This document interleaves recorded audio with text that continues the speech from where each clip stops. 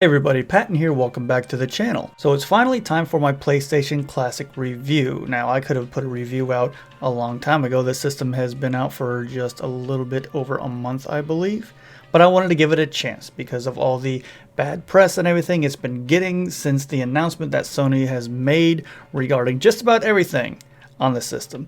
I wanted to give it a fair shot and an unbiased review. So a few things I'm not going to do in this review. I'm not going to compare it to any other mini or classic systems. I don't think that's fair. I'm not going to talk about the emulation aspect of the system. That wouldn't be fair to the other systems that I've reviewed. This is going to be just a review on the system itself out of the box. And finally, I'm not going to talk about any kind of announcements that Sony made about the emulator and things like that. I'm going to review the system on its own. No previous knowledge, just how I felt when I played the games. So let's get started. Sony released the PlayStation Classic on December 3rd, 2018. The system comes with two PlayStation 1 controllers with no analog sticks, an HDMI cable, and a power cord. You need to supply the AC adapter yourself. The system itself is pretty much an exact replica of the first generation of PlayStations that were released, all the way down to the grooves on the side, the grooves on the bottom, and a little serial port on the back. The serial port is cosmetic, you cannot open it up. As for the controller design, they feel exactly as they did ergonomically as the original PlayStation controllers. They are much lighter though. There is a noticeable weight difference when holding the controllers. In terms of the D-pad and the directional buttons, everything feels exactly the same as it did. On the top of the system, you have the disc door, which does not open. Again, that is cosmetic. The power button, which will power on the system and does feel very similar to the power button on the original PlayStation. The reset button, which will bring you back to the PlayStation Classic menu, and the open button is used to switch discs for those games that have more than one disc included. On the front, you see two memory card spots that are again just cosmetic, and two controller ports which are USB. When trying out different controllers for this system, nothing out of the box had worked for me. So let's talk about the game selection. They range from fighting games to racing games, puzzle games, RPGs. There's a huge variety of games here, and there are 20 included with the system. Now, to me, 20 isn't a bad number. It's probably a good standard to have. 20 seems to be a pretty good standard. If you were to give this system to somebody, I'm sure there was at least one game on there they would enjoy. As for the decisions of the games included on the system, it's hard to review that because we don't know what kind of licensing limitations Sony had on picking the games. So the games we're looking at are Battle Arena Toshinden, Cool Borders 2, Destruction Derby, Final Fantasy VII, Grand Theft Auto, Intelligent Cube, Jumping Flash, Metal Gear Solid, Mr. Driller, Oddworld, Abe's Odyssey, Rayman, Resident Evil Director's Cut, Persona, Ridge Racer Type 4, Super Puzzle Fighter 2 Turbo, Siphon Filter, Tekken III, Tom Clancy's Rainbow Six, Twisted Metal, and Wild Arms. The user interface of the PlayStation Classic wasn't very impressive to me. You got this very static blue background with these games that rotate. The menu is very functional though. All the games are very easy to see and are clearly visible. You'll see the play button resembles the play button from the original PlayStation when you enter the BIOS menu or the CD player. If we go down, you enter the settings menu. If you hit X on the settings menu, you have the health and safety warnings, a screensaver option, language selection, power save settings, you can restore to default settings, initialize your console, and some legal notices. Hitting X on the guides button will show you the product website, which you can scan with your cell phone using a QR code app. Console button guide will just show you what each button does on top of the system. The next option is the memory card option. Every game on here has its own memory card dedicated to just that game. If you hit X on it, you'll be taken to the memory card manager screen, where if you have a saved game, you have the icon of the memory card on there. These icons are exactly as they were on the original PlayStation. Next to the memory card is the resume point. Every game also gives you one suspend point. This is actually really helpful for me when I'm recording because if I'm halfway through a game and I have to stop immediately, this is a really good option where I can resume from whatever point that I left off at. To create a resume point, all you have to do is hit the reset button on the console itself, and you'll be taken back to the main menu. If you don't have a resume point already, one will be created. and if you do have one, it'll give you the option to overwrite that resume point or not. Hitting triangle on the main menu will take you directly to the console button guide. For some reason, I don't know why they wanted to include it in two different spots, but it's there if you need it. There are no settings for selecting the aspect ratio, no options for borders, or change anything with the display on these games at all. The controls felt really good in my hands, they felt responsive, I didn't feel any kind of lag when I was playing through the games. Something I didn't notice at first either is that these aren't static images. What I mean is, watch the images as they rotate around the carousel. They actually move depending on which spot they're in. They're not just flat squares, they do move. So they are 3D images, they're just flat 3D images. Watch Final Fantasy VII here.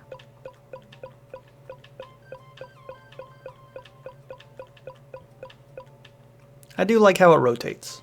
Also, something I noticed that may not affect you, but it does affect me, is that I cannot record this system with 60 FPS. I have to record in 30 or else I get some really bad audio lag. It still records in 720p, no problem, but on the first couple videos I tried to do on the system, I had to redo them because I was recording at 60 FPS. So you cannot record this, as far as I know, at least with my Elgato and my Elgato software, with 60 FPS.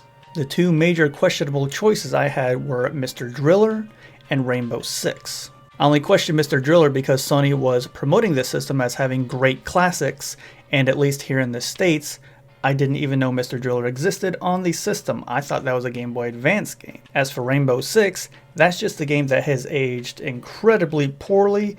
It was done much better on other systems such as PC, where it was originally released, but the controls do not hold up with that game. I believe that would be better used if you had analog controls, which we don't have. So those are really the only two games I questioned that were released on this system. You know, which games are good or bad is all subjective. Some people will say that Toshinden was a bad choice. I understand why it was included. Although I may not think it's a very good game, especially compared to some other games on the system like Tekken 3, I understand why it was put on there. Back when the PlayStation first released, Toshinden was a big name. The game doesn't really hold up today, it's very basic fighting, but what are you gonna do? Some games that surprised me were Ridge Racer Type 4. I think I've almost completed an entire series. I really like arcade racing games, and I played the first one, but that's it. So when I started playing R4, I actually got pretty hooked into it to the point where I was going through a bit of the game. I've done multiple races. I think I'm on the very last season of the game. And then there's Jumping Flash. Never played this game before. I've heard of it. I knew about when it first came out. I know there's a sequel, and I'm going to play that sequel because I had a blast playing this game. If there's any game on this system that needs a remake, it is Jumping Flash. I had a ton of fun with it. It's basically a first-person shooter where you play this robot rabbit and you jump on things. But the gameplay is just extremely fun. It's simple and fun. Another game that really surprised me was Destruction Derby. I never played this game in the past because I thought it was something of just a gimmicky, you know, everybody pile into each other, but I had a ton of fun with it. When I did my live stream and I was playing through the game, I switched into first person mode and things got really hectic and really exciting, and then the gameplay changes to where you're not just only racing, you are also racing and trying not to get wrecked. So I had a lot of fun with that one too. Those are the games that stood out: Jumping Flash, Destruction Derby, and Ridge Racer Type 4. I did go through all the games on this system, and there was one game that stood out to me for a more negative reason again, and that is Tekken 3. Tekken 3, when I booted up, it sounded great, it looked really great, but it seemed to play really slow. Now, I had Tekken 3 when I was growing up. I played it in the arcade. I have a lot of experience with it. Unlocked everybody, got every secret. I would play it constantly with my friends. So it played extremely slow. It's like not a delay slow, but it just seemed like it was slower, and we all know why that is. But usually people are like, oh, well, you know, over here in the UK, we're used to that. So can I put that as a strike mark against the system? I'm not sure. As me personally, someone who's played the NTSC version, I did notice a difference. It was there. I wasn't performing combos as well as I normally do. There's a quick get up where you hit one of the punch buttons as you hit the ground, which I did not hit as many times as I normally would. I can normally hit that every single time and bounce right back up, and it wasn't working on this game. So who is the PlayStation Classic for? Well, if we're getting to the bare bones of it, it is a nostalgia machine. It is for those people who grew up with the PlayStation and they want to play those games they used to play on their new HD television. If you're looking to get this system just to mod it, there are much better options out there. Although the system released originally at $100, I think it's at a better price now. Most stores are selling it for like $60, at least around here. I know there's some stores selling it even cheaper than that.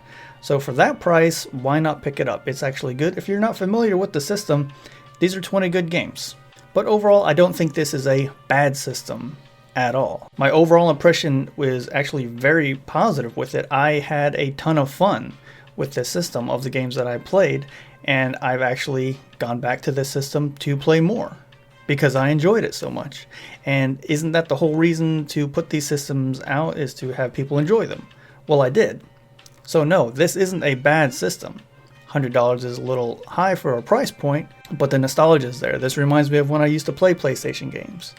The fun factor is there. I've enjoyed pretty much every game on here, even the ones that I questioned. I had a little bit of fun with Rainbow Six, even though the controls I had to battle with, I still enjoyed it. Mr. Driller, it's a puzzle game. That's not really my thing, but I still got it. It's got a neat aesthetic to it. What most of the outrage came from is because we've gotten so used to these mini systems now. It's actually been a couple years, I think, since the original one came out. So people's standards are at a certain level now. Sony, being a huge game company, everybody is like, well, you should have known better. You should have done better. And that's the bottom line, is that Sony could have done better. But it doesn't mean they made a bad system. But overall, at the current price point, if it stays around $60, I do recommend this system. I had a lot of fun with it. If you have nostalgia for this system, definitely get it.